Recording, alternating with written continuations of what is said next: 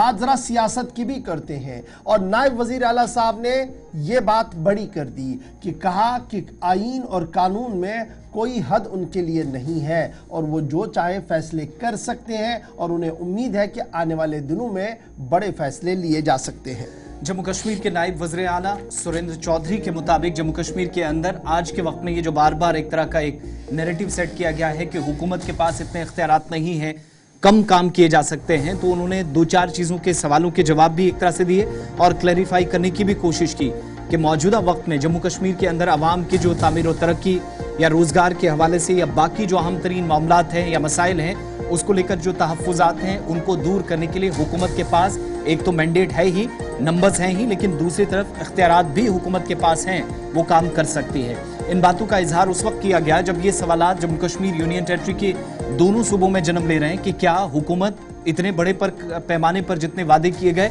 काम कर सकती है, क्या इसके अहल है। तो कहा कि वो एक्ट जिसके मुताबिक वो काम कर रहे हैं कोई ख़ास और बड़ी इस तरह की कोई उसमें वजह नहीं या कोई पाबंदी आयद नहीं है कि हुकूमत अवामी मुंतखबा हो और काम न कर सके। और आज के वक्त में भी स्टिल हम बड़े डिसीजंस या फैसले हुकूमती सतह पर कर सकते हैं। दरबार मूव का जिसमें उन्होंने कहा कि जो मकामी ताजिर हैं, होटलियर्स हैं, ट्रांसपोर्ट सर्विसेज हैं, छोटे कारोबारी हैं या वो तमाम लोग जो मकामी सतह पर 5 से 6 माह के दौरान रोज़गार के वसाइल तलाश कर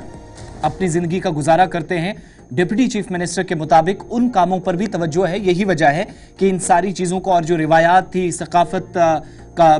थी जिसको बरकरार रखा और ये जो ट्रेडिशनल और कल्चरल बॉन्ड जिसको समझा जाता है उसकी बहाली के लिए नेशनल कॉन्फ्रेंस ने जो वादा किया वो करेंगे और पुरज़्म है कि वो जम्मू कश्मीर के अंदर इतना बड़ा फैसला लेगी और हुकूमती सतह पर प्लान इसके लिए तरतीब दिया गया है। साथ साथ जम्मू कश्मीर के अंदर बिलखुसूस हेल्थ सेक्टर में या दीगर अहम हसास शोबे जहां पर अब तक सवाल काफ़ी ज़्यादा उठते रहे हैं,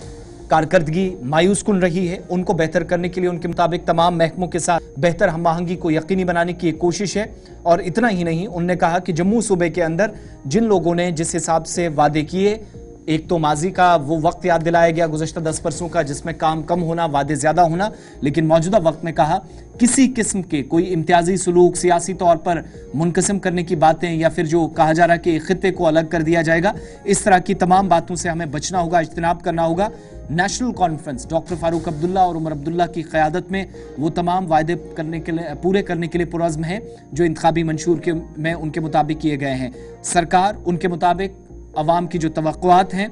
लोगों के जो एहसासात हैं, जज्बात हैं, उनको समझती है, कदर करती है और इसलिए ये कहना कि हुकूमत के पास कुछ भी नहीं है या कर नहीं सकती, ये सरासर गलत बयानिया है, गलत नैरेटिव है जो यूनियन टेरिटरी के अंदर सेट किया जा रहा है। तो उन सवालों का जवाब देने की कोशिश यूनियन टेरिटरी के अंदर हुई है। जो मरकज़ के ज़ेर-ए-इंतज़ाम इलाके में आज के वक्त में सबसे बड़ी परेशानी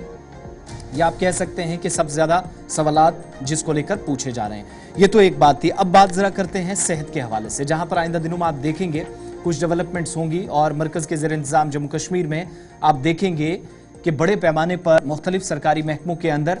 जो खाली असामियाँ हैं उनको पुर करने के हवाले से इक़दामात होंगे।